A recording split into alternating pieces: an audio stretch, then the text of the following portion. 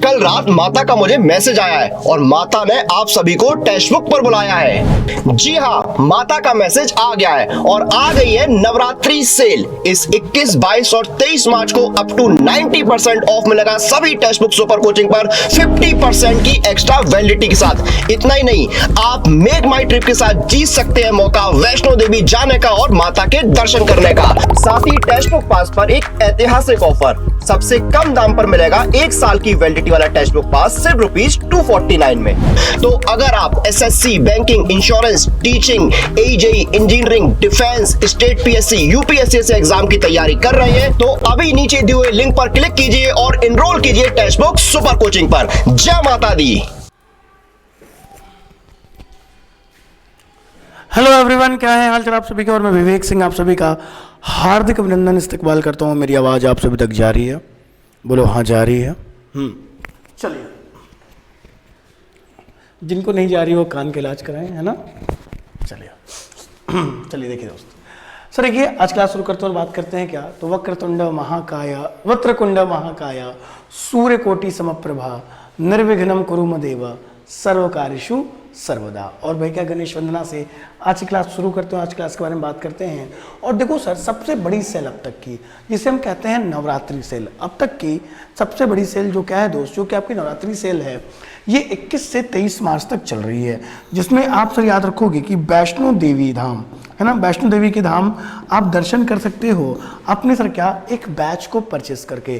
Sir इस Navratri cell की खास बात यह है कि अगर आप बिहार गवर्नमेंट जॉब या सर क्या बिहार स्टेट के किसी भी आप जॉब की प्रिपरेशन कर रहे हो, चाहे वो आपका सर क्या हो कांस्टेबल हो, दरोगा हो, पटना हाई कोर्ट हो, सिविल कोर्ट हो, बिहार सिविल मेंस हो, इन सब की कंप्लीट प्रिपरेशन मात्र 449 रुपये में कराई जाएगी। जिसके साथ साथ आपको टेक्स्ट बुक का पास फ्री दिया जाएगा, 449 रुपये की बैच होगी, 3 महीने का कंप्लीट सब्सक्रिप्शन होगा। तो आपको क्या करना है, आपको अपना कूपन कोड विवेक के, कौन सा दोस्त, तो आपको अपना कूपन कोड विवेक के का इस्तेमाल करना है और मैक्सिमम डिस्काउंट को अवेल कर लेना है। तो आ जाओ दोस्त, आज की क्लास के बारे में बात करते हैं। कंप्यूटर पर क्या पिक्चर प्रोफाइल का विस्तार नहीं है? बताइए दोस्त कि कंप्यूटर पर क्या पिक्चर प्रोफाइल का विस्तार नहीं है। बिल्कुल, तो सर क्या हो जाएगा, कंप्यूटर पर क्या पिक्चर प्रोफाइल का विस्तार नहीं है। बढ़िया, देखो अच्छा सवाल है सर। देखो आप जब कंप्यूटर पे जब आप फोटोज देखते हो, ठीक है, चलिए ध्यान से सुनेंगे, पढ़ाई पर ध्यान करेंगे, इधर उधर नहीं। देखो जब भी आप सर देखो जब भी आप कंप्यूटर में फोटोज की बात करते हो, किसकी बात करते हो, फोटोज की बात करते हो, या आप सर किसकी बात करते हो, पिक्चर की बात करते हो, पिक्चर की। तो फोटोज हो गया, या आपका क्या हो गया दोस्त, या आपका पिक्चर हो गया, पिक्चर। तो आपने देखा होगा कि आपने सर क्या जेपीजी फाइल देखी होगी, सर क्या जेपीजी फाइल देखी होगी, जेपीजी फाइल देखी होगी। आपने क्या सर याद रखोगे, जीआईएफ फाइल देखी होगी, जीआईएफ फाइल देखी होगी। आपने पीएनजी फाइल देखी होगी, आपने जेपीईजी फाइल देखी होगी। ये सारी फाइल होती है, लेकिन .mdb नाम की कोई फाइल नहीं होती। तो कंप्यूटर में याद रखिएगा कि .mdb नाम की कोई भी फाइल नहीं होती। इस बात को आप सारे याद रखोगे। नेक्स्ट क्या कहता है कि HTML में टैग किसके परिबद्ध कुजी शब्दों से बने होते हैं। अंग्रेजी में ज्यादा ये क्लियर होगा, तो अंग्रेजी में देखिए क्या लिखा हुआ सर ये सवाल। तो अंग्रेजी में देखने के लिए सर याद रखेंगे क्या करेंगे कि इन HTML tags are made up of keywords enclosed in. बताइए सर क्या हो जाएगा अजी, HTML। अब हम पहले ये जानेंगे कि HTML क्या होता है। तो HTML का मतलब क्या होता है दोस्त, तो HTML खुद में कहता है क्या, कि कहता है कि hyper text markup language, markup language. यह एक प्रकार की लैंग्वेज होती है जिसे हम किस नाम से जानते हैं, हाइपर टेक्स्ट मार्कअप लैंग्वेज। और ये क्या करता है याद रखोगे, यह कोणीय कोष्ठक को, यह एंगल ब्रैकेट को इंट्रोड्यूस करता है किसी भी लैंग्वेज को कोडिंग या डिकोडिंग करते वक्त। इस बात को आप सारे याद रखिएगा। नेक्स्ट देखते हैं, नेक्स्ट क्या कहता है। हाँ, निम्नलिखित युग्मों में से भौतिक राशियों के समान विमीय सूत्र नहीं है। इसमें से वह कौन है जिसका जो सर क्या विमीय सूत्र समान नहीं होगा। सर कार्य एवं ऊर्जा का, सर आवेग एवं संवेग का, सर बल एवं दाब का, सर भार एवं बल का। सर विमीय सूत्र पहले क्या होता है, हमें पहले ये जानना होगा। पहले आप इस सवाल को कुछ देर तक पढ़ें, आप अपने हिसाब से आंसर करें, फिर सर क्या मैं इसको एक्सप्लेन करूंगा आप सभी के थ्रू, है ना। बताइए सर जी बताइए। देखिए सर क्या भौतिक राशियों के समान विमीय सूत्र नहीं है? सर भार एवं बल के समान विमीय सूत्र नहीं होंगे। विमीय सूत्र क्या होता है दोस्त? तो एम एल टी में जिसको रिप्रेजेंट किया जाए उसे कहते हैं हम सर क्या डायमेंशनल फॉर्मूला विमीय सूत्र। जैसे भार क्या होता है सर? क्या जी होता है, जी सर क्या जी। अब जी क्या होता है सर? ग्रेविटेशन। सर देखो जी का आपका क्या सर? सिर्फ और सिर्फ आपका जी आएगा, लेकिन वहीं पे बल क्या कहता है सर? तो देखो जो बल है जिसे कहते हैं फोर्स क्या होता है? Mass into acceleration. Mass into acceleration होता है फोर्स, याद रखोगे। मास क्या होता है? मास होता है सर, मास तो मास ही होगा किलोग्राम, जिसको हम m1 से कर लेंगे। एक्सेलरेशन क्या होता है? मीटर पर सेकंड स्क्वायर, तो मीटर को l से और t-2, तो mlt-2 हो जाएगा। So the answer will be weight and force. इन सबके विमीय सूत्र समान नहीं होंगे, याद रखिएगा। नेक्स्ट सवाल देखो, एक और आसान सवाल बन जाएगा शायद हमसे कि सर देखो क्या कहता है कि सूर्य से निरंतर ऊर्जा का सृजन किस कारण से होता रहता है। देखो दोस्त, बड़ा सिंपल सवाल है, बना दीजिएगा सभी लोग कि देखो सूर्य से ऊर्जा, आपने देखा होगा सर सूर्य हमेशा सर क्या कुछ भी हो वो ऊर्जा देता रहता है और लगातार कई सालों से देता आ रहा है, कई सालों तक देता रहेगा। ऐसा क्या होता है सूर्य में? तो देखिए आंसर करना चालू करेंगे, बताइए ऐसा क्या होता है सूर्य में?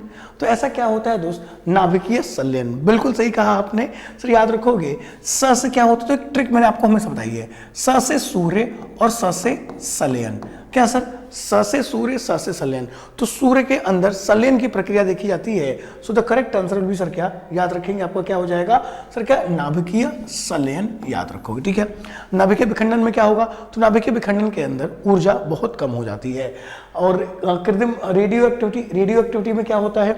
रेडियो एक्टिविटी में याद रखोगे कि आपके क्या अल्फा किरणें, बीटा किरणें और गामा किरणों की जो फॉर्मेशन होती है वो रेडियो एक्टिविटी के अंदर होती है। So the correct answer will B nuclear fusion.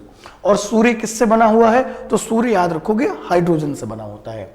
ग्रीष्म काल में हमें सफेद कपड़े पहनने की सलाह दी जाती है। आपने देखा होगा कि गर्मियों में कहते हैं मम्मी कि यार काले कपड़े पहन के बाहर नहीं जाने चाहिए। हाँ भले मैंने अभी गर्मी भी है और मैंने काले कपड़े पहन भी रखे हैं, पर ये मम्मी ने नहीं कहा है। ठीक है, अब भाई हमारा यूनिफॉर्म है, तो गर्मियों में हमें सर काले कपड़े नहीं पहनने चाहिए, सफ़ेद क्यों पहनने चाहिए? अच्छा जी, सर देखिए सर क्या जो सफेद वस्त्र होते हैं ताप को कम अवशोषण करते हैं। बिल्कुल सर, सफेद वस्त्र की बात नहीं की जाएगी, व्हाइट लाइट की भी बात की जाएगी। देखो दोस्त, कोई अगर चीज व्हाइट है ना, व्हाइट, तो व्हाइट का सबसे बड़ा सर क्या फंक्शन क्या होता है कि कोई चीज आपको व्हाइट दिख रही है या व्हाइट लाइट है तो उसके अंदर एक गुण होगा जिसे कहते हैं किसका? तो उसके अंदर रिफ्लेक्शन का गुण होगा कि वह क्या कर रहा है? वह रिफ्लेक्शन की प्रक्रिया कर रहा है, वह परावर्तन की प्रक्रिया कर रहा है। ब्लैक कलर एब्जॉर्ब करता है, व्हाइट कलर रिफ्लेक्ट करता है। जैसे आप ये बोर्ड पे देख पा रहे हो व्हाइट व्हाइट, तो ये इसमें क्या हो रहे हैं? इसमें जितने भी रंग हैं वो सारे रिफ्लेक्ट हो पा रहे हैं। अब ये मैं सर कि मैंने मान लो ऐसे ब्लैक से लिख दिया, ब्लैक से। अभी ब्लैक आपको क्यों दिख रहा है? क्योंकि सभी के सभी रंग अब्जॉर्ब हो जा रहे हैं, तो ब्लैक है। व्हाइट है, सभी रंग रिफ्लेक्ट हो जा रहे हैं। सर ये ब्लू क्यों दिख रहा है? ब्लू क्यों दिख रहा है? तो ब्लू को छोड़कर सभी क्या हो रहे हैं? अब्जॉर्ब हो जा रहे हैं, इसलिए ब्लू दिख रहा है। रेड क्यों दिख रहा है? रेड को छोड़कर सभी अब्जॉर्ब हो जा रहे हैं, इसलिए रेड दिख रहा है। ब्लैक क्यों दिख रहा है? क्योंकि सर क्या सभी रंग अब्जॉर्ब हो जा रहे हैं। व्हाइट क्यों दिख रहा है? क्योंकि सभी रंग रिफ्लेक्ट हो जा रहे हैं। क्लियर हो गया? बिल्कुल क्लियर हो जाएगा। So the answer will be option number दूसरा। क्लियर? चलिए सर देखो क्या कहता है, देखो ध्यान देंगे कि मीथेन जिस ग्रह के वायुमंडल में उपस्थित है वह ग्रह कौन सा है? मीथेन, द CH4 है ना, बहुत इंपॉर्टेंट गैस है मीथेन। अब मीथेन जिस ग्रह के वायुमंडल में है वह ग्रह कौन सा है? अब आप शायद स्क्रीन की ओर ना देखें क्योंकि आपको आंसर नहीं पता है ना। चलिए बताइए सर क्या हो जाएगा? बेहतर। चलिए देखिए सर क्या होगा, याद रखेंगे कि इसमें से वह कौन सा ग्रह है जिसके वायुमंडल में मीथेन गैस उपस्थित है? मीथेन गैस याद रखोगे बृहस्पति में, द CH4। मीथेन गैस को क्या कहते हैं सर? इसे कहते हैं मार्श गैस। क्यों कहते हैं इसे मार्श गैस? क्योंकि याद रखोगे यह दलदली क्षेत्रों में, दलदल जानते हो दलदल, तो दलदली क्षेत्रों को मार्शी एरियाज कहते हैं, तो इसे इसलिए मार्श गैस भी कहते हैं। देखो जो मीथेन गैस है, मीथेन गैस याद रखोगे सर का इसका प्रयोग खाना बनाने में भी करते हैं, इसका प्रयोग खाना पकाने में भी करते हैं। किसका? मीथेन का। मीथेन और कहाँ से मिलता है याद रखोगे? तो मीथेन गैस जो धान के खेत होते हैं ना, धान के खेत से मीथेन गैस पाई जाती है। अगर आप मीथेन को 100 डिग्री सेल्सियस पर गर्म करेंगे तो कार्बन ब्लैक प्राप्त होता है। जो मीथेन है, अगर आप मीथेन को 100 डिग्री सेल्सियस पर गर्म कर रहे हैं तो याद रखोगे क्या मिलेगा सर आपको, तो आपको मिल जाएगा कार्बन ब्लैक मिल जाएगा, ब्लैक। अब बात करते हैं बृहस्पति के बारे में भी। बृहस्पति वह ग्रह है जिसके सबसे ज्यादा मून है ना, याद रखोगे सर क्या, जिसके सबसे ज्यादा मून है कितने, 92 मून है सर। को जो बृहस्पति है ये याद रखोगे सर क्या, ये सूर्य का चक्कर कितने साल में लगाता है, तो बृहस्पति सूर्य का चक्कर 12 वर्षों में लगाता है। और बृहस्पति पर एक दिन क्या होता है दोस्त, तो एक दिन 10 घंटे का होता है। बृहस्पति पर एक दिन 10 घंटे का होता है। और याद रखोगे सूर्य को उसको चक्कर लगाने में कुल 12 वर्ष लगते हैं। और आपको याद होगा कि हमारे यहाँ जो कुंभ होता है, कुंभ कितने वर्षों बाद होता है, 12 वर्षों बाद होता है। ये रीजन है उसके पीछे का। और याद रखोगे बृहस्पति का सबसे बड़ा उपग्रह कौन सा है, सबसे इंपॉर्टेंट उपग्रह कौन सा है, द यूरोपा। नेक्स्ट आ जाओ और भी देख लेंगे, थोड़ा सा देख लीजिए, चलो देखते हैं। सूर्य का निर्माण किससे हुआ है सर, सूर्य का निर्माण हुआ है हाइड्रोजन से। सर शुक्र का निर्माण किससे हुआ है, हीलियम से। सर चंद्रमा क्या कहते हैं, सी ऑफ ट्रंक्विलिटी कहते हैं। और अर्थ का एक ही मून है जो कि मून है। ठीक है, नेक्स्ट आ जाओ। चलो सर देखो ये भी अच्छा सवाल है कि दिन के समय जो इंडस्ट्रियल एरिया में जो नॉइज होता है वो किस स्टैंडर्ड का होना चाहिए। अच्छा सवाल है, बताइए बताइए। वो कहते हैं ना कि कभी मिलता तुझको बताएं हम, कि कभी मिलता तुझको बताएं हम, तुझे इस तरह से सताएं हम, तेरा इश्क तुझसे छीन कर तुझे मैं पिला के रुलाएं हम।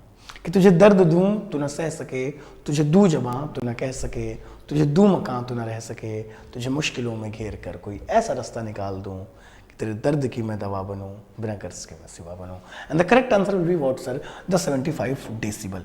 आइए सर कुछ इस पे ना बातें करते हैं, करें बातें, आ जाओ करते हैं। सर देखो अगर बात करिए डेसिबल, क्या है डेसिबल, डेसिबल याद रखोगे क्या करता है सर, तो इंटेंसिटी ऑफ साउंड को मापता है। किसको मापता है, इंटेंसिटी ऑफ साउंड को, इंटेंसिटी ऑफ साउंड को मापेगा। किसको, इंटेंसिटी ऑफ साउंड को मापेगा। ठीक है, अब देखो अब आपको नींद आने के लिए, लोरी सुनते तो लोरी की नींद अच्छी आती है, तो नींद आने के लिए कितना शोर होना चाहिए, तो अगर आपके 30 डेसिबल का शोर है तो आपको बड़ी प्यारी नींद आती है, बड़ी प्यारी नींद आती है। अगर शोर सर क्या 60 डेसिबल का है तो जब दो लोग आपस में तेज तेज बात कर रहे हैं तो क्या सर 60 डेसिबल का शोर उत्पन्न होगा। यदि कोई सर क्या है, याद रखो बुलेट बाइक है तो बुलेट बाइक 80 डेसिबल का शोर उत्पन्न करती है।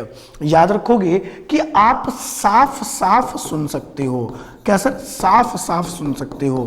कितने डेसिबल तक, तो आप 90 डेसिबल के शोर को साफ साफ सुन सकते हो। आपने देखा होगा आप जब फोन में सर क्या हेडफोन लगा गाना सुनते हो, आपने गाना 1 घंटे सुन लिया, 1 घंटे बाद आपका ईयरफोन एक वार्निंग देता है कि आप ज्यादा वॉल्यूम पर देर तक गाना मत सुनिए, आपको डैमेज हो सकता है। आप कहते हैं हमको कह रहा है, इग्नोर मार के फिर साउंड फुल कर लेते हो।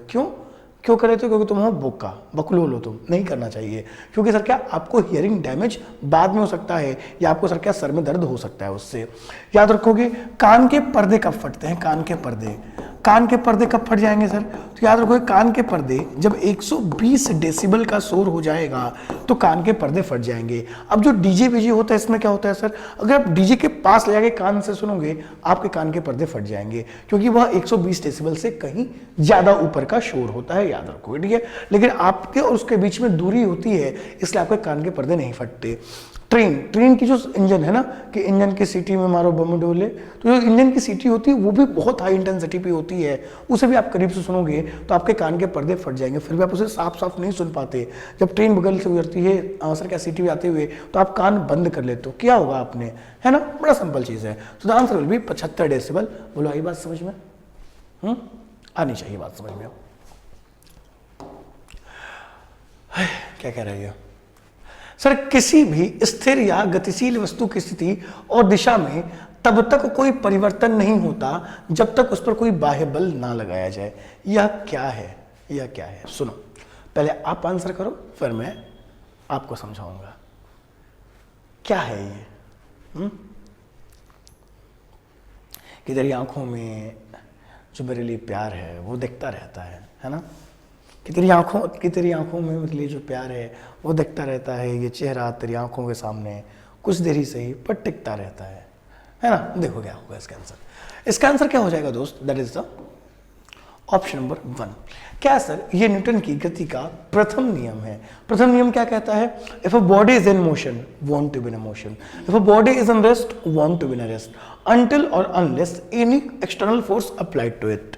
हिंदी में समझिए, यदि कोई वस्तु गतिमान है गतिमान रहना चाहेगी, यदि कोई वस्तु विराम है विराम रहना चाहेगी, जब तक उस पर कोई बाह्य बल ना लगाया जाए। जैसे मान लो कि आप सर क्या ऐसे खड़े हो और किसी के बारे में सोच रहे हो कि तुम होते तो ऐसा होता, कि तुम होते तो ऐसा होता, और आप किसी ख्यालों में खोए हुए हो। आप किस में हो, आप अभी क्या हो सर, आप अभी रेस्ट की अवस्था में हो।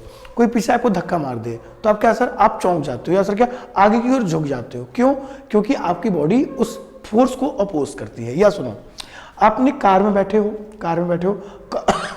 कार क्या हुआ सर, तो आप कार आराम से 90 की स्पीड पर 100 की स्पीड पर चला रहे हो, ठीक है।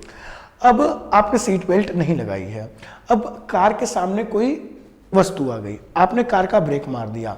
अब कार का ब्रेक मार दिया, कार तो रेस्ट में आ गई, पर आपकी बॉडी क्या थी, मोशन में थी, वो मोशन में ही रहेगी और आप खिड़की तोड़कर बाहर आ जाओगे, जिससे इंसान की डेथ तक हो जाती है। इसलिए सीट बेल्ट लगाना चाहिए। सीट बेल्ट क्या करेगा, उस फोर्स को अपोज करेगा और आपको बचा लेगा। आप बस में बैठे होते हो, बस एकाएक चल जाती है, आप पीछे की ओर गिर जाते हो। आप अगर कार में बैठे हो, कोई सर क्या बहुत तेज चला रहा है, उसको घुमाता है, तो आप उल्टी दिशा में सर क्या झुक जाते हो। होता है ऐसा, ये सब क्या है सर, ये न्यूटन गति का प्रथम नियम है, जिसे जड़त्व का नियम कहते हैं, जिसे क्या कहते हैं, लॉ ऑफ इनर्शिया कहते हैं। देखो जैसे अब पेड़ पे लगा है फल, है ना, आप क्या करते हो, छोटा सा पेड़ है ना, मान लो कि संतरा का पेड़ है, नींबू का पेड़ है, अनार का पेड़ है। आपने क्या किया, आपने पेड़ को पकड़ा और उसको लगे हिलाने, आपने पेड़ को जब हिलाया तो जो फल है वो रेस्ट में रहा, पेड़ मोशन में आ गया, तो फल टूटकर नीचे आ जाता है। होता है ऐसा, बिल्कुल होता है। That's the law of motion, ये पहला लॉ ऑफ मोशन जिसे इनर्शिया का कहते हैं। नेक्स्ट, दूरदृष्टि दोष के निवारण के लिए काम में किसको लेते हैं, बताइए, है ना, बताइए कि अगर आपको दूरदृष्टि दोष हुआ है, आपको हाइपरमेट्रोपिया है, तो भैया सर इस पिया को कैसे ठीक किया जाएगा, पानी पिलाइए। भटूरे खाए हैं मैंने आज, बताइए बताइए बताइए।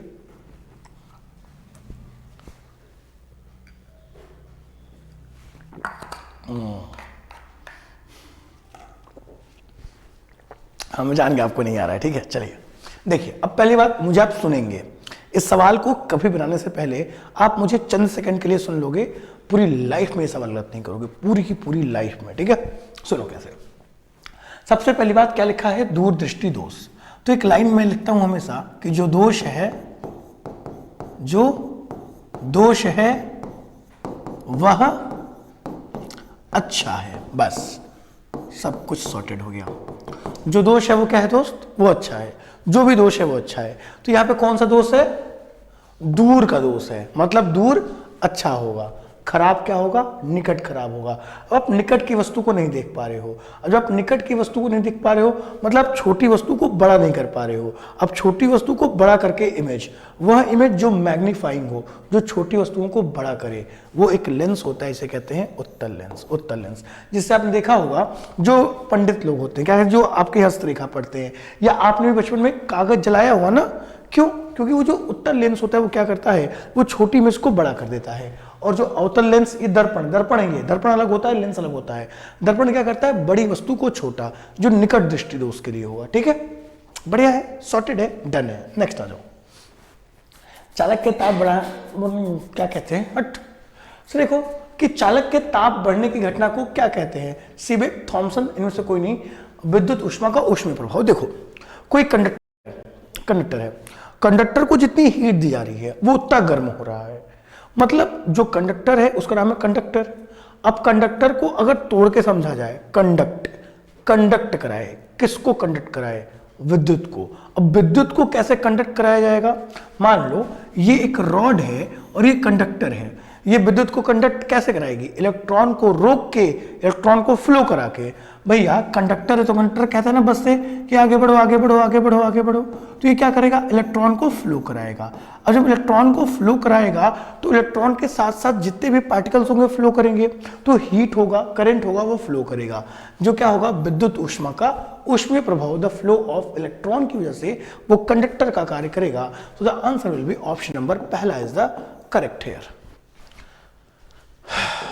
नेक्स्ट, ट्रांसफार्मर है ना, क्या है सर, एक यंत्र है जो क्या करता है, बताइए बताइए बताइए, जवाब दिया जाए। चुप क्यों हैं आप, बोल क्यों नहीं रहे हैं, उंगलियां दिखाकर जवाब करिए। आइए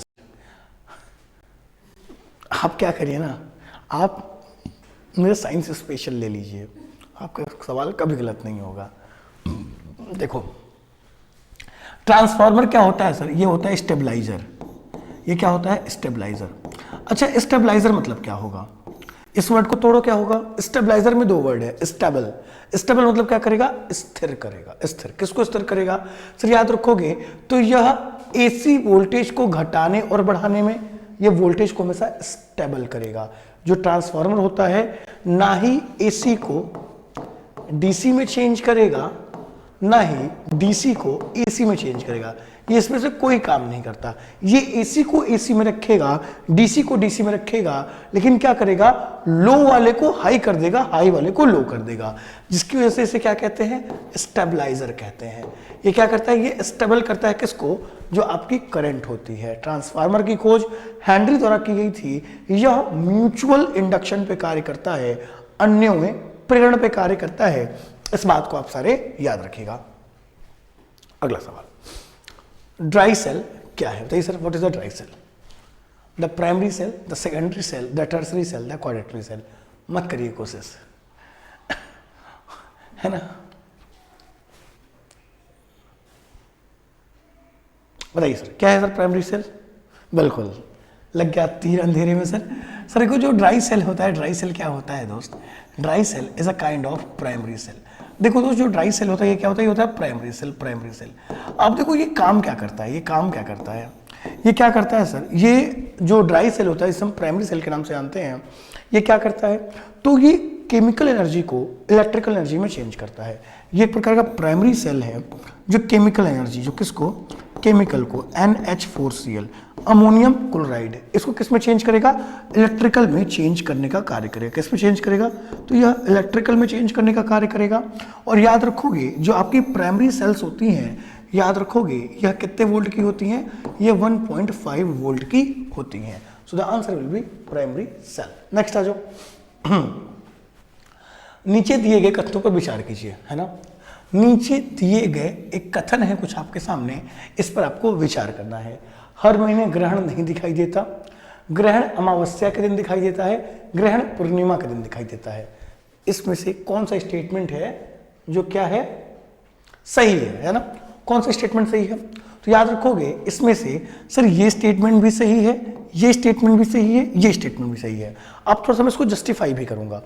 सर देखो ग्रहण हर महीने होता है, याद रखेंगे जो ग्रहण है, ग्रहण हर महीने होता है, ग्रहण हर महीने लगता है, लेकिन ये हर महीने दिखता नहीं है, याद रखोगे। और ग्रहण अमावस्या के दिन, अमावस्या के दिन क्या क्या होता है सर, अंधेरी रात होती है, रात अंधेरी होगी, मतलब चंद्रमा पर लग गया ग्रहण। और पूर्णिमा में सर क्या, तो सर क्या उजली रात होती है, उस दिन क्या होगा, उस दिन आपका सूर्य ग्रहण होता है। ठीक है सर, याद रखेंगे दैट इज द अमावस्या पूर्णिमा। और ये अमावस्या, और अमावस्या के बारे में हमने भूतिया मूवीज में बहुत सुना है ना, कि अमावस्या की रात को भूत शक्तिशाली हो जाते हैं, भूत प्रेत आत्माओं के अंदर ताकत आ जाती है, होता है ऐसा, वर्षा के अंदर ताकत आ जाती है, होता है ऐसा, बिल्कुल होता है। ठीक है, चलो चलिए नेक्स्ट क्वेश्चन, हाइड्रोजन बम किसने बनाया, Werner Braun, Robert Oppenheimer, Edward Teller, ठीक है एडवर्ड टेलर या सैमुअल कोहेन। आसान सवाल है। देखो सर क्या बोल रहा है, हाइड्रोजन बम। आइए सर बात करते हैं, पहले आप आंसर करिए ना, थोड़ा समय लीजिए, आंसर करिए।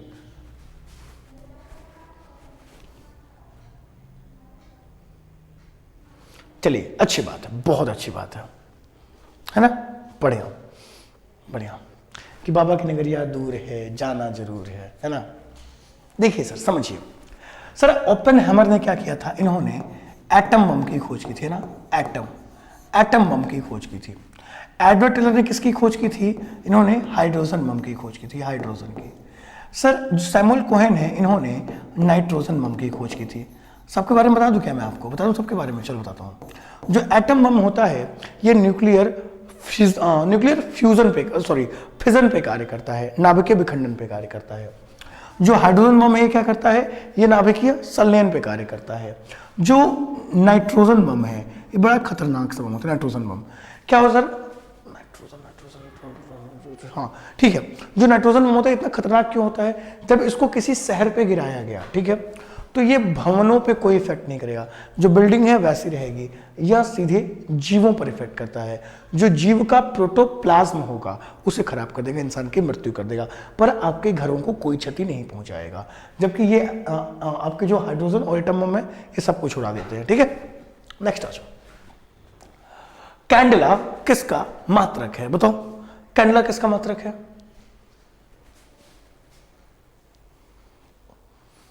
चलिए साइंस स्पेशल ले लीजिए, महंगा नहीं है। चलिए देखिए इसके पीछे कॉन्सेप्ट समझिए। सर कैंडेला किसका मात्रक है, सर देखो एक होता है कैंडल, कैंडेला किससे निकला है सर, कैंडेला निकला है कैंडल से, है ना। आपको पता है कि जब तक बल्ब की खोज नहीं हुई थी, बल्ब की खोज किसने की, थॉमस अल्वा एडिशन। जब तक बल्ब की खोज नहीं हुई थी तो प्रकाश की कोई कंसेप्ट नहीं था। तो पहले क्या था, पहले लोग कैंडल जलाते थे। क्या करते थे पहले के लोग, तो पहले के लोग कैंडल जलाते थे। क्या, कैंडल जलाते थे, कैंडल। अब कैंडल क्यों जलाते थे, क्योंकि बल्ब था नहीं। अब जैसे मान लो कि सूर्य आया, या सुबह हुई, शाम हुआ, दोपहर हुआ, तो आपको पता है कि सर क्या सुबह के और समय भी सूर्य का कम तेज होता है, दोपहर में ज़्यादा होता है, शाम को फिर कम हो जाता है। तो लोग कहते थे कि जो प्रकाश है ना ये इतने कैंडल के बराबर है। तो कैंडल से कैंडला हुआ, जो किसके बारे में बताता था, जो ज्योति तीव्रता के बारे में, कि जो प्रकाश है ना इसकी इंटेंसिटी क्या है, कितना तेज प्रकाश है। अरे ये तो 10 लाख कैंडल के बराबर प्रकाश है, अरे ये तो 10 कैंडल के बराबर प्रकाश है ना। तो ये कैंडला।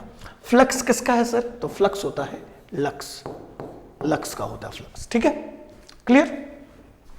चलिए है क्या कह रहा है ये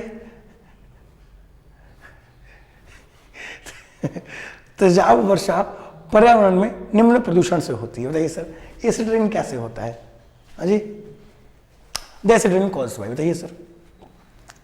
एसिड रेन अम्ल वर्षा कैसे होती है, बताइए। अम्ल वर्षा, वर्षा जी जवाब दीजिए।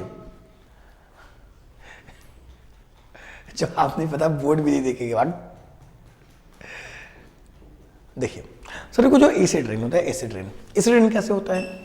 सर को जो एसिड है, एसिड का फॉर्मूला किसी को पता है क्या, सर को सबसे फेमस एसिड कौन सा है, द किंग ऑफ केमिकल कौन सा है, सर होता है आपका H2SO4। सबसे फेमस एसिड यही है ना, गंगा जल सब पवित्र कर देंगे, सबने पढ़ा होगा।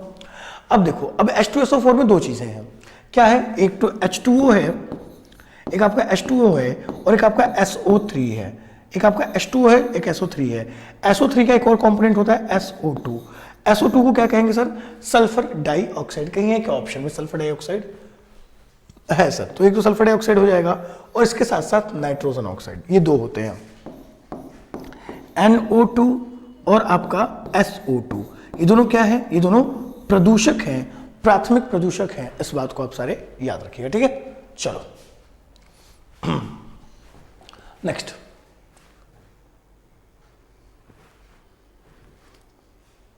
आइए देखते हैं सर क्या कह रहा है ना।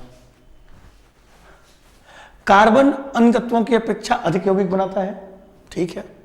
कार्बन विभिन्न अपरूपों में विद्यमान रह सकता है, आसान सवाल है ना, बस देखने में बड़ा। जैसे सर देखो, आपने देखा होगा कि जैसे मान लो कि कोई ऐसे मतलब लड़का है जिसका नाम क्या है, स्कूल में नाम क्या है कि अमरेंद्र बाहुबली, और घर पे सब क्या चिंटू चिंटू करके बुलाते हैं।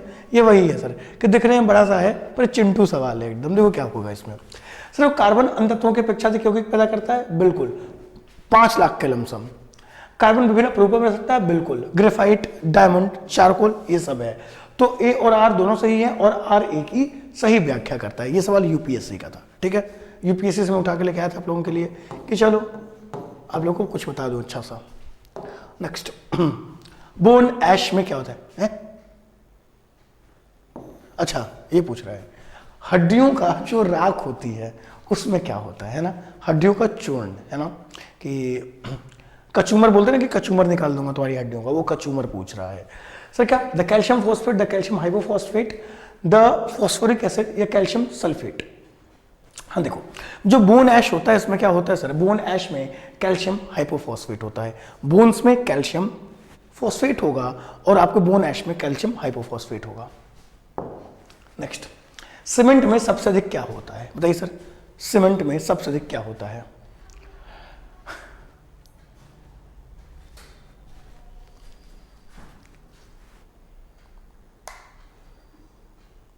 सीमेंट में सबसे अधिक क्या होता है? सर देखो, जो सीमेंट है जिप्सम होता है, जिप्सम, सीमेंट में सबसे अधिक जिप्सम होता है। सीमेंट में होता क्या क्या है सर? सीमेंट में होता है एल्यूमिना,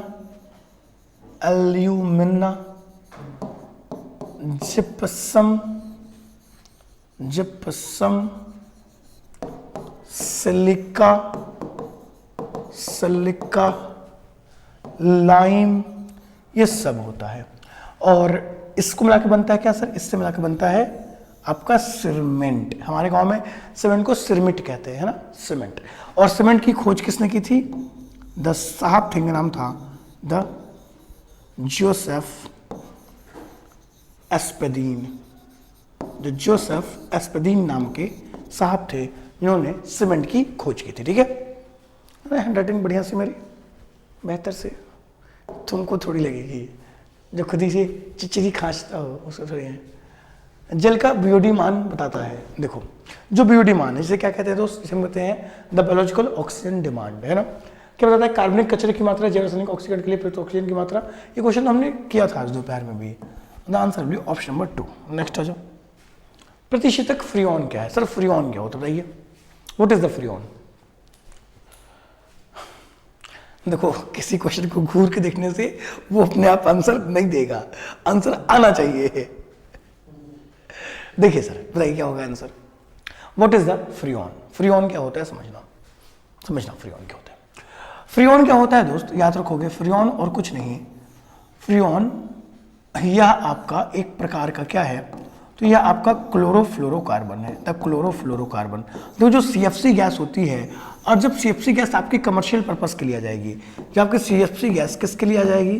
जब आपकी CFC गैस कमर्शियल पर्पस के लिए आ जाएगी तो उसे क्या कहा जाएगा? उसे कहा जाएगा फ्रीऑन। और फ्रीऑन को क्या नाम देते हैं?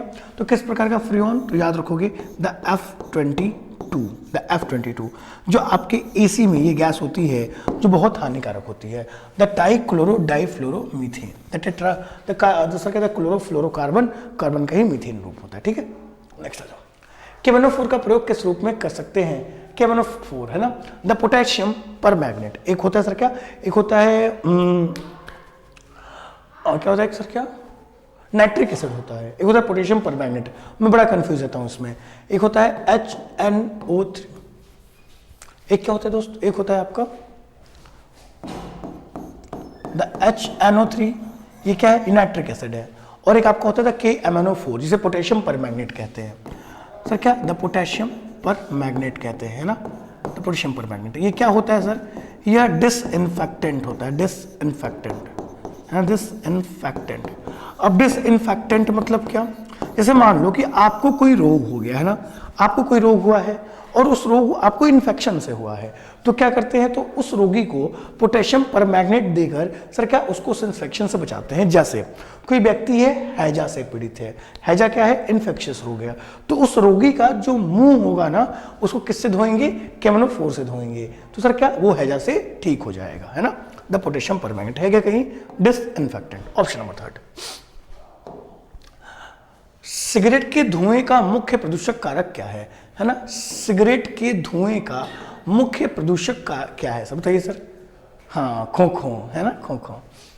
डाइक्सिन और बेंजीन, कार्बन मोनोऑक्साइड और बेंजीन, कार्बन मोनोऑक्साइड और निकोटीन, कार्बन ऑक्साइड और डाइऑक्सिन। देखो, जो सिगरेट होता है ना, हाँ, कौन सा? हाँ, देखिए, सर कि जो सिगरेट होता है, सिगरेट में आपका सबसे पहले सर क्या होता है, कार्बन मोनोऑक्साइड होता है। कार्बन मोनोऑक्साइड सर याद रखोगे आपके ब्लड में बहुत इजीली डिजोल्व हो जाता है, जिसे दम घोटू गैस कहते हैं कार्बन मोनोऑक्साइड को। और इसके साथ साथ आपका होता है निकोटीन। निकोटीन क्या करता है दोस्त, तो देखो जो आपका निकोटीन है ये टार प्रोड्यूस करता है, टार। ये टार जाकर कहाँ जमा होता है, तो ये टार आपके लंग्स में जाकर जमा होता है, लंग्स में। लंग्स में भी कहाँ पे, तो लंग्स में एल्वियोली में, एल्वियोली जिसे हम कहते हैं वायु कुपिकाएं, वहां जाकर जमा होगा, लंग्स की ब्लॉक कर देगा, और लंग्स को ब्लॉक कर देगा तो सांस लेने में दिक्कत होगी, और किसी दिन आप कहोगे अच्छा चलता हूं, दुआओं में याद रखना। क्यों सर, क्योंकि आप टाइम बोल जाओगे। The option number 3 will be the correct answer. Next आइए,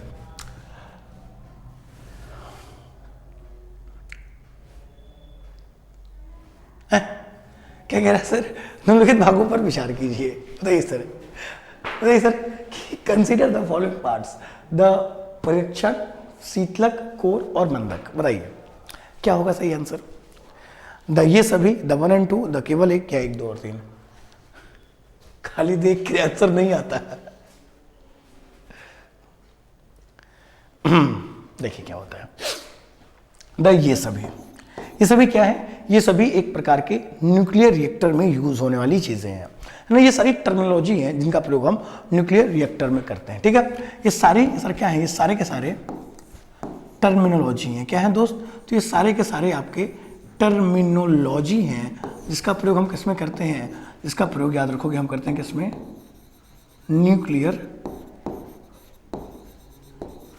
रिएक्टर्स के अंदर करते हैं। किसके अंदर करते हैं, न्यूक्लियर रिएक्टर्स के अंदर। सो the answer will be all of these. Next, पेयजल में ब्लीचिंग पाउडर का प्रयोग किस रूप में करते हैं सर, ब्लीच करवाते हो, ब्लीच करवाती हैं लड़कियां, बहुत ज्यादा करवाती हैं।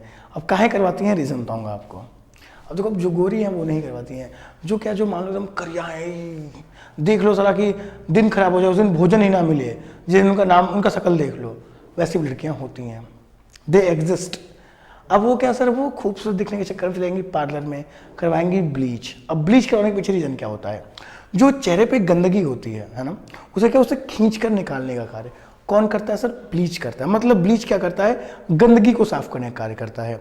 अब वो ब्लीच क्लोरीन होता है, उस क्लोरीन को पानी में भी इस्तेमाल करते हैं।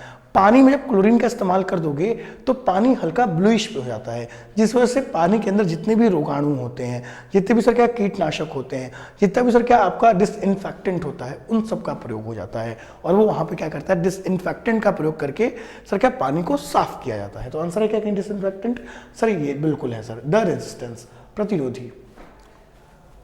ठीक है, चलो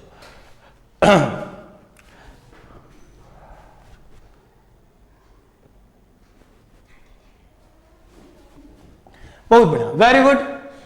वह प्रणाली क्या कहलाती है जो प्रागैतिहासिक पदार्थों का काल निर्धारित करने के लिए विघटनाभिकता का प्रयोग करती है। अंग्रेजी में देखा जाए, what is the system called which is used to dissociative reactivity to determine the age of prehistoric materials. प्रागैतिहासिक है ना, कौन सा एज होगा सर, द मेसोलिथिक एज है ना, मेसोलिथिक एज, पाषाण युग, द स्टोन एज। अब स्टोन एज का पता कैसे लगाया आपने, सर आपने क्या किया कि आप ऐसे घूम रहे थे। अब जब आप घूम रहे थे तो आपने क्या देखा, जैसे कौन साहब थे, नाम उनका क्या था, नाम क्या था उनका, कोई साहब थे, उनका नाम क्या नाम था, कोई भारतीय जियोलॉजिस्ट थे, नाम मुझे एग्जैक्टली उनका याद नहीं आ रहा है, मैं अभी स्ट्राइक नहीं कर पाया दिमाग में। वो क्या, वो नर्मदा घाटी पे से घूम रहे थे। अब नर्मदा घाटी पे घूम रहे थे तो सर क्या, उन्हें एक कंकाल देखने को मिला, एक सर है ना, सर देखने को मिला। फिर वो ले गए, उसकी क्या किया उन्होंने उसका कार्बन डेटिंग किया, और कार्बन डेटिंग से मालूम चला कि वह खोपड़ी 6000 पुरानी है। मतलब वो जो मानव है वो 6000 साल पुराने मानव की वो स्कल है, उसे कहते हैं द नर्मदा मैन, नर्मदा घाटी, जो आपकी सोहन घाटी भी उस सभ्यता कहते हैं। इस बात को आप याद रखेंगे, ठीक है। हथनौरा, सर क्या, हथनौरा जिले में है वो। देखा मेरी हिस्ट्री बहुत अच्छी है। इसे कहते हैं द कार्बन डेटिंग, है ना, कार्बन डेटिंग। यूरेनियम डेटिंग से क्या करते हैं, पृथ्वी का पता लगाते हैं, ठीक है। चलो नेक्स्ट आओ, फलों को कृत्रिम रूप से पकाने के लिए कौन सी गैस का प्रयोग करते हैं। फलों को कृत्रिम रूप से पकाना है तो वो सवाल को समझना और फिर आंसर करना, ठीक है।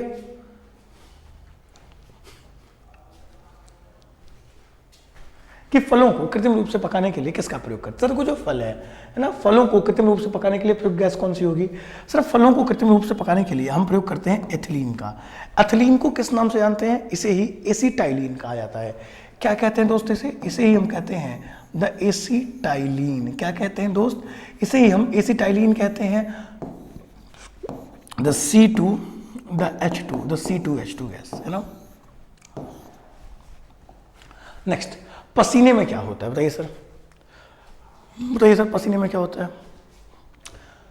जल और बताइए क्या होता है? जानते हैं जिंदगी का सबसे सुखद पल क्या होता है? जब आपके घर वाले बैठे हों, आपकी मम्मी हो, आपके पापा हों, और आपके प्रियतमा और प्रियतमी के बारे में वो डिस्कशन करें, है ना। वो पल बड़ा खूबसूरत होता है। जब बोले वो ठीक थी, वो ठीक था। ऐसा मेरे साथ हुआ कल, मतलब 2 बजे के बाद, मतलब मम्मी और मैं कुछ डिस्कशन कर रहे थे। कल मुझे भी नींद नहीं आ रही थी, मम्मी को भी नींद नहीं आ रही थी, और मैं मम्मी के पास से मोस्टली सोता हूँ।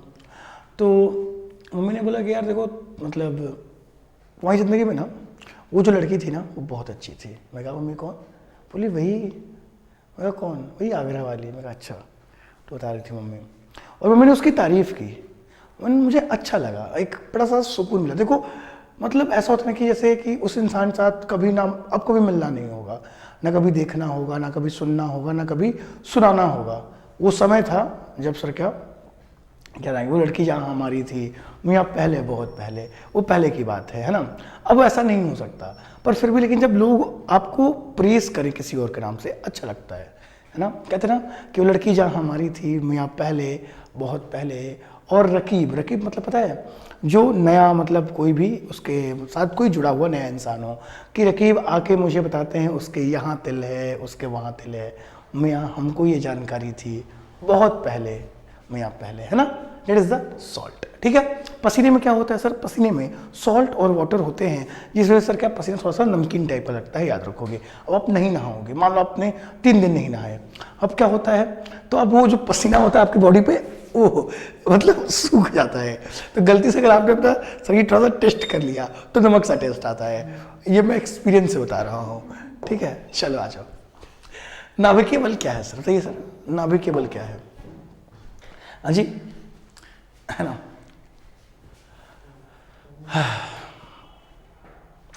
मियाँ पहले, बहुत पहले, वो लड़की जहाँ हमारी थी मियाँ पहले, बहुत पहले, है ना। छोड़ो, बातें करते हैं सर की। सर नाभिकीय बल क्या है? सर लघु परासी आकर्षण बल है सर क्या आपका नाभिकीय बल।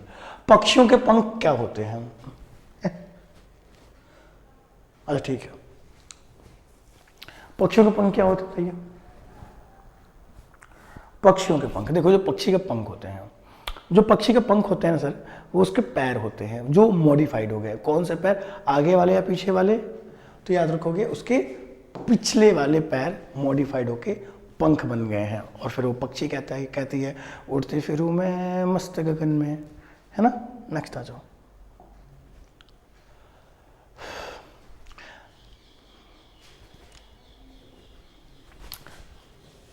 चलिए, सर कहता है कि जीवन का ब्लूप्रिंट, ठीक है सर। देखो लाइफ का जो ब्लूप्रिंट है वो क्या होता है? मतलब जो लाइफ का जो उत्पत्ति होती है उसकी फॉर्मेशन कहाँ से होती है? बताइए सर। द लाइफ ब्लूप्रिंट, अच्छा सवाल है। जीवन का ब्लूप्रिंट है सर, याद रखेंगे, जीवन का ब्लूप्रिंट होता है the DNA, the D oxy ribonucleic acid. Sir क्या? डी ऑक्सी राइबोन्यूक्लिक एसिड, है ना। D oxy ribo nucleic acid, है ना। अब बिहार वालों क्या क्या कांड कर रहे हो तुम लोग? हाँ, मतलब कुछ भी, कहीं भी। हाँ, प्लेटफॉर्म नंबर 10 पे जो तुमने किया है ना, तुम लोग को सजा होनी चाहिए काला पानी की। नेक्स्ट आ जाओ। निम्नलिखित में से किस खाद्य पदार्थों में एक ही मात्रा में अधिकतम कैलोरी मान विद्यमान है? हाँ जी, तुमने जिसकी वीडियो चलाई ना, वो ट्विटर पे टैग करके लिख रहा है ओ वाओ इंडिया, है ना। चलिए, निम्नलिखित में से किस खाद्य पदार्थ में एक ही मात्रा में अधिकतम कैलोरी मान विद्यमान है? इसमें सबसे ज्यादा सर कैलोरी ऊर्जा किस में होगी? बताइए। उसने अपने ट्विटर हैंडल पे लिखा इंडिया, फ्लैग लगाया, फिर नीचे पटना रेलवे स्टेशन हैशटैग। मैं कहा कि बहुत सही दीदी, यही करो तुम। निम्नलिखित में से किस खाद्य पदार्थ में एक ही मात्रा में अधिकतम कैलोरी मान विद्यमान है? मक्खन। मक्खन क्या है सर? फैट है। मक्खन क्या है दोस्त? फैट है, फैट। और फैट के बारे में आप सभी जानते हो कि फैट में क्या होता है, तो 1 ग्राम फैट में कितनी ऊर्जा होती है सर? तो 9.31 किलो कैलोरी ऊर्जा होती है, ठीक है। नेक्स्ट आ जाओ, चेचक कैसे होता है सर? चेचक, चिकन पॉक्स कैसे होता है? Rubella, myxo, variola, varicella. अच्छा सवाल है। तो ये चेचक कैसे होता है जी? चेचक को स्मॉल पॉक्स कहते हैं, चिकन पॉक्स नहीं कहते। चिकन पॉक्स माता होता है, माता। स्मॉल पॉक्स देखो दोस्तों, स्मॉल पॉक्स है ये वारिसेला वायरस से होता है। किससे? वारिसेला वायरस से होता है। और चेचक का टीका किसने खोजा? सर जेनर नाम के साहब थे, उन्होंने खोजा, जो विश्व का सबसे पहला टीका था। चेचक को सर क्या एपिडेमिक का दर्जा 1980 में सर क्या तो महामारी का दर्जा मिला था सर। कब? किसको? चेचक को 1980 के दशक में। याद रखिएगा इस बात को, ठीक है।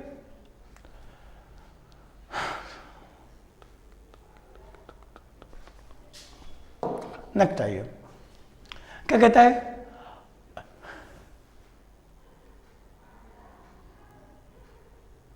ठीक है, हरित ग्रंथियां किससे संबंधित हैं? फिर से हम बोलते हैं सवाल को, कितने अच्छे अच्छे सवाल है यार, समझ में नहीं आ रहा है, बताओ। पढ़ना पड़े, मतलब पढ़ के मुझे सोचना पड़ रहा है इसके आंसर। और ऐसा मुझे बहुत कम होता है साइंस में कि मैं किसी सवाल को पढ़ूं और फिर मैं उसके बारे में सोचूं, बहुत कम होता है ऐसा। देखो सर, को जो ग्रीन ग्लैंड्स होती हैं वो किससे हैं सर? वो उत्सर्जन से संबंधित होती है, उत्सर्जन से। नेक्स्ट आ जाओ, मानव शरीर में प्रचुर मात्रा में कौन सा तत्व है? कार्बन, आयरन, ऑक्सीजन या नाइट्रोजन? तो सर मानव शरीर में प्रचुर मात्रा में कौन सा तत्व है?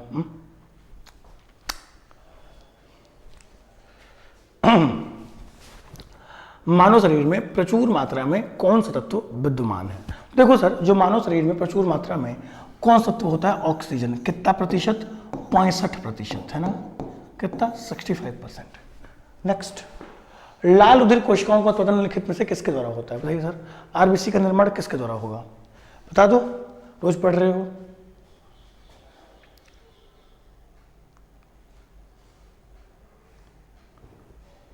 एक, 3, कौन सा? आंसर करो। बालाजी के छात्र हो, बहुत बढ़िया सर। क्या? The answer will be option number C, अस्थि मज्जा, bone marrow. Bone marrow, red bone marrow में आरबीसी का निर्माण होता है। इस बात को आप सारे याद रखोगे। जन्म के बाद, जन्म से पहले लिवर में और स्प्लिन में, जन्म के बाद बोन मैरो में। रोज पढ़ाता हूं, रोज। कमजोर विद्यार्थी। नेक्स्ट, छाल बल्क पर उगने वाले कवक को क्या कहते हैं? मत करना कोशिश। छाल पर उगने वाले कवक को क्या कहते हैं? क्योंकि इसका जो है ना बेटा, देखो इसका होगा वल्कवासी, लेकिन आपको कभी भी ये सवाल इस तरीके से नहीं मिलेगा। मैं बता देता हूं, वल्कवासी लिखकर नहीं मिलेगा, क्योंकि आप तुरंत बना लोगे। यहाँ पे अंग्रेजी में नाम देखने को मिलेगा, और उसे अंग्रेजी में सेक्सिकोल्स कहते हैं। अच्छा सही बता रहा हूँ, थैंक यू। सेक्सिकोल्स कहते हैं और वो नाम देखने को मिलेगा, वल्कवासी नहीं मिलेगा। सर शिलावासी क्या होगा? ऐसे कवक जो चट्टान पर पाए जाएंगे उन्हें शिलावासी कहते हैं। ये कभी नहीं आपको देखने को मिला। सर काष्ठरागी मतलब क्या? जो लकड़ियों पर पाए जाते हैं उन्हें काष्ठरागी कहते हैं। सबल रागी क्या होगा? जो गोबर पर पाए जाएंगे या आपके दिमाग में पाए जाएंगे। बात एक ही कह रहा हूं, है ना, वल्कवासी। नेक्स्ट, मूल जड़ का जल अवशोषण में संबंध भाग है। मत करो कोशिश, मत करो। वो कहते हैं कि कोशिश करोगे हार नहीं होती, होगी तुम्हारी। मत करो कोशिश। सर देखिए, दीर्घकरण का क्षेत्र, the zone of elongation, area of basic disease, the area of the original cow herd, the zone of sir क्या cell division, the part of root involve in the water absorption. याद रखोगे sir, the zone of elongation, जो zone of elongation है वो आपका sir क्या जब जड़ों से एब्जॉर्प्शन होता है वाटर का, वो होगा। ठीक है,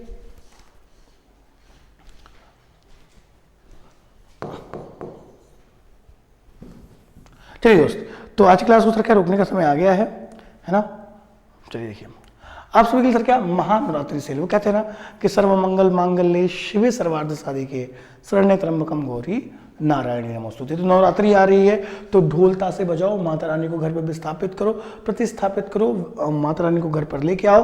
और सर क्या बिहार गवर्नमेंट जॉब्स के थ्रू आप सर क्या सिलेक्शन लो, और इस सिलेक्शन के लिए सर आपको क्या करना होगा, एक बैच लेनी होगी, जिस बैच में आपको फ्री टेक्स्ट बुक पास, कंप्लीट बैच, और किसी न किसी एक लकी विनर को मिलने वाला है सर क्या, तो 2 रातें और 3 दिन का वैष्णो देवी ट्रिप। तो बस आज ही जाओ, अपना कूपन कोड विवेक, विवेक मेरा नाम है, के विवेक के लगा के आप इसमें सर क्या मैक्सिमम डिस्काउंट ले सकते हो।